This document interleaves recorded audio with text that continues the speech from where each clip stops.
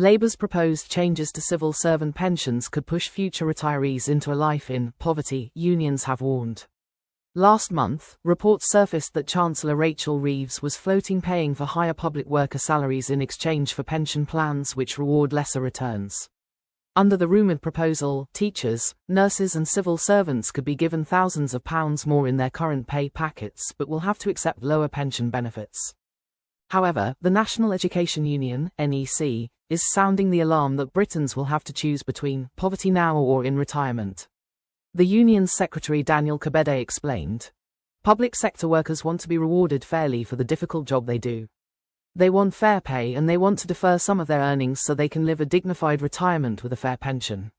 The choice should not be poverty now or poverty in retirement." Pensions for public sector workers are forecast to cost each household around £173,000, with taxpayers have to pay £208 billion in the last 10 years to make up for a savings shortfall. In December 2024, it is understood that Cabinet Office Permanent Secretary Kat Little suggested the idea of giving higher wages to civil servants for lesser pensions. Based on a transcript provided to the Cabinet Office, she said, "What's the balance between pay and pensions? How do we really focus and segment our pay on the skills that we most need to recruit and retain within the civil service? I think it's really difficult to look at pay and reward in isolation. You've got to look at the whole operating model, which is why I'm spending a lot of my time on the operating model, because you can't just look at pay and reward without understanding what the benefit and the conditions to change pay would be." Outside of the NEC, other unions have spoken out publicly against the rumoured pension system overhaul, citing the likely impact it will have on their members in retirement. Richard Munn, Unite's National Officer for Health, said, "This is nothing more than rearranging the deck chairs on the Titanic.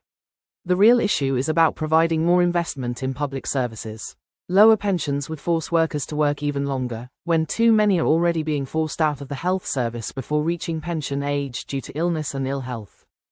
Dr. Vishal Sharma, the chair of the Consultants Committee at the British Medical Association, BMA, added, "Doctors' pay has been eroded over the last decade by successive real terms pay cuts.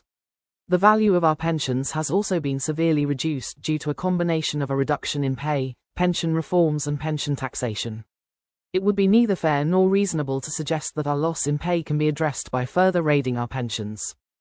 In the past, pension analysts have proposed the move, with some arguing it would equal public and private sector pay. Experts have suggested it will also relieve the state of its biggest financial expense. As it stands, the government is projected to spend £54.30 billion on public sector pensions next year, with the current outstanding bill sitting at an estimated £4.9 trillion. It is understood that the Treasury has not yet been consulted on any of the rumoured changes to public sector pensions. A Cabinet Office spokesman said, "We are focused on supporting the civil service with the necessary tools it needs to deliver change for working people.